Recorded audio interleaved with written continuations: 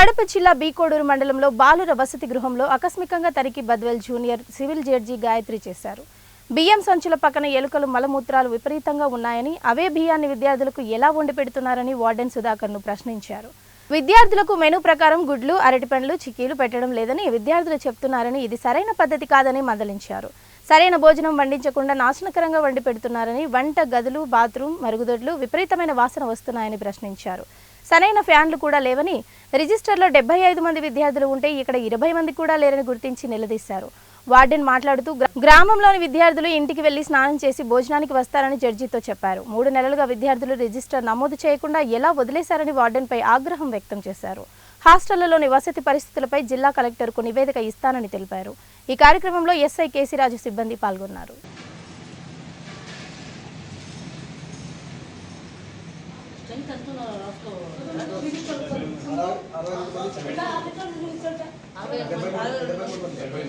మంది దాంతో ఇప్పుడు ఒక 15 మంది ఉంటారు. 20 మంది